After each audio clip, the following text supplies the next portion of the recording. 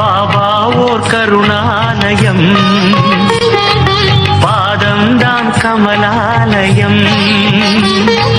பாபா ஓர் கருணாலயம், பாதம்தான் கமலாலயம். சாயப்பா உறவுகள் அனைவருக்கும் வணக்கம். சாயப்பா மேல் நம்பிக்கை வைத்து அவரை நினைத்துக் கொண்டிருக்கும் உங்கள் அனைவரின் வேண்டுதலையும் சாயப்பா நிறைவேற்றுவார். நல்லதையே நினைப்போம், நல்லதே நடக்கும். என்றும் சாயப்பாவின் அருள் உங்களுக்கு இருக்கும். நம் மனதிற்கு இதமான சாயப்பாவின் இன்றைய அருள்மொழியை கேட்போமா? அன்பு குழந்தையே, உன் உற்றார் உறவினர் நண்பர்களே உனக்கு துரோகம் இழைக்கிறார்கள் என்று வருந்தாதே. அதை எப்படி எதிர்கொள்வது என்று நிதானமாக யோசித்து அறிந்து கொள். நட்பு பாசம் இல்லாமல் பணம் ஒன்றே குறிக்கோளாய் கொண்ட வியாபாரிகளான இவர்களுக்காக கவலைப்படாமல் உன் மனதை ரணப்படுத்திய நிகழ்வுகளை மறந்து உன் லட்சியத்தை அடைவதில் மட்டும் நீ கவனம் செலுத்த வேண்டும். வாழ்க்கையில் சாதிக்க வேண்டும் என்றால் தேவையற்ற பேச்சை குறைத்து தீர்க்கமான செயல்களில் மட்டும் ஈடுபடு. இவைதான் உன் லட்சியத்தை அடையச் செய்யும் உத்திகள். வாழ்க்கையில் தோற்றுக்கொண்டே இருக்கிறோமே என்று கவலை கொள்ளாதே. வெற்றி பெற வேண்டும் என்ற நம்பிக்கையும் உணர்வும் வாழ்வில் தோற்றதற்கான தவறை உணர்ந்து மறுபடியும் அத்தவறு நிகழாமல் செயல்பட்டால் நீ வாழ்க்கையில் வெற்றி பெறுவது உறுதி. நீ செய்யும் எந்த ஒரு காரியத்திலும் மற்றவர்களுக்கு எந்த வகையிலும் துன்பம் ஏற்படாதவாறு யோசித்து செயல்படு.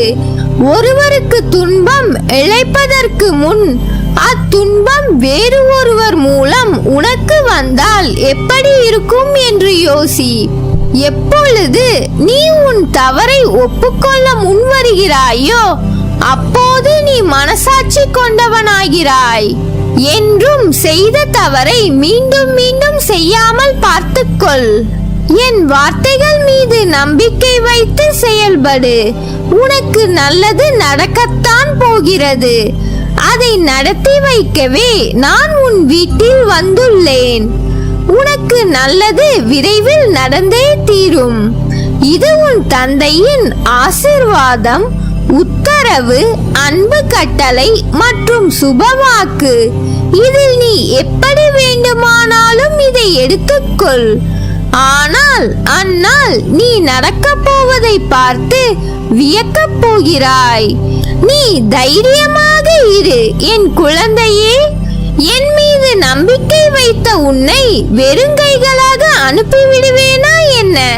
நீ இழந்த அனைத்தையும் விரைவில் பெறத்தான் போகிறாய். நீ இத்தனை நாள் செய்த புண்ணியம் எதுவும் வீணாக போக போவதில்லை. நீ செய்த அனைத்து புண்ணியத்திற்கும் உனக்கு தேவையானதை நீ என்னிடமிருந்து பெற்றுக்கொள் என் தங்கமே.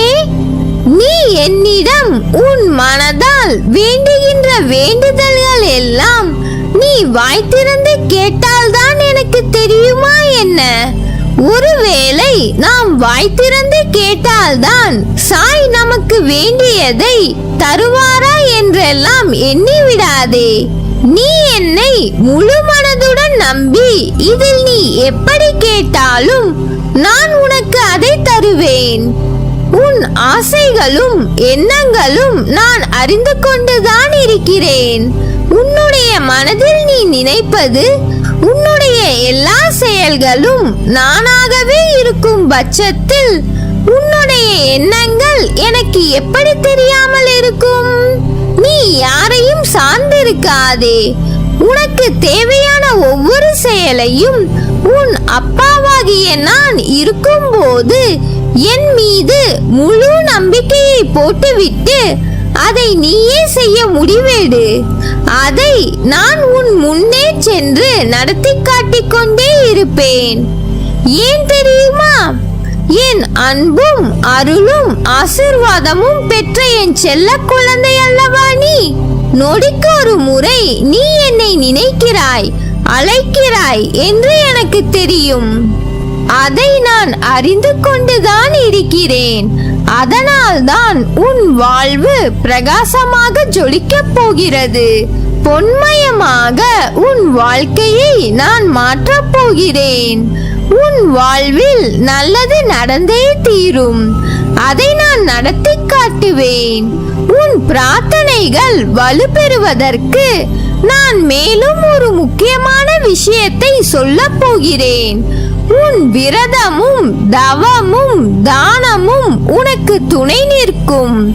அதெல்லாம் என் மனதை மிகவும் குளிர்வித்து விட்டது.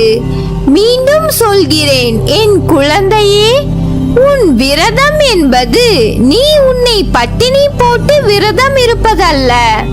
நீ ஒருவேளை விரதம் இருந்தால் அந்த நேரத்தில் நீ உணவுக்காக எவ்வளவு செலவிடுவாயோ அதையோ அல்லது அந்த உணவையோ பசியால் வாடும் மற்றவர்களுக்கு கொடுத்து விடு. அதே போல் நீ தவம் இருந்தாலும் அதைவிட நீ தானம் செய்யும் போது என் மனம் மிகவும் குளிர்ந்து விடும். இதையெல்லாம் நீ செய்து என்னை ஆத்மார்த்தமாக சரணடைந்து உனக்கு வேண்டியதை என்னிடம் கேட்டுவிடு. உன் தந்தையாகிய என்னிடம் நீ கேட்காமல் வேறு யாரிடம் போய் கேட்க முடியும்? நானும் உனக்கான அற்புதங்களை விரைவில் நடத்தி காட்ட தயாராக உள்ளேன். நீ கேட்டதில் உனக்கு மிகவும் அவசியமானதை நீ தேடும் முன்பே உன் கைகளில் கொண்டு வந்து சேர்த்து விடுவேன். இப்போது உன் வேதனைகளை பார்த்து பலர் சிரித்துக் கொண்டிருக்கலாம். ஆனால் உன் தந்தையாகிய நான் அவர்களுக்கு செய்ய போவதை பார்த்து அவர்கள் வருந்துவார்கள். உன்னை யாராவது தூக்கி எறிகிறார்கள் என்றால் நான் அவர்களை உன்னை விட கீழே தாழ்த்தி விட்டு விடுவேன்.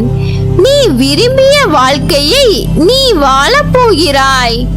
உன்னோடு நான் இருப்பதை நீ உணரத்தான் போகிறாய். தினம் தினம் ஒவ்வொரு பரீட்சை உன் மனமே உனக்கு நடத்துகிறது. ஒவ்வொரு நாளும் ஒவ்வொரு படிப்பை தரும். அதுவே உன் வாழ்க்கையில் நிகழ்கிறது. நீ தாண்டி கடந்து வந்த நிமிடங்கள் உன் மனதில் பக்குவத்தையும் உயர்வுக்கான பாதையையும் காண்பிக்கிறது. ஒரு முறை இருமுறை வீழலாம், ஆனால் எழுந்து நின்று விட்டால் உன்னை வீழ்த்த வரும் எந்த ஒரு எதிர்மறையும் உனக்கு நேர்மறையாய் அமையும். கீழே விழுவதை பற்றி கவலை கொள்ளாதே. தோள் தாங்கி கொடுத்து அரவணைப்பேன். 100 முறை உடைந்து போனாலும் 1000 முறை உன்னை உருவெடுக்க செய்வேன். அதற்கான வலிமையையும் நம்பிக்கையும் உனக்கு நான் தருவேன். இனி நீ கலங்க வேண்டிய சூழ்நிலையே வராது என் குழந்தையே. உனக்கு நல்லது விரைவில் நடந்தே தீரும். இது உன் தந்தையின் உத்தரவு, அன்பு கட்டளை மற்றும் சுபவாக்கு. உன் அம்மாவாக அப்பாவாக என்றும் துணை இருப்பேன். நல்லதே நடக்கும். துன்பங்கள் உன்னை விட்டு அகலப் போகிறது. நிச்சயம் ஒரு நாள் உன்னை உயர்ந்த நிலைக்கு கொண்டு வருவேன்.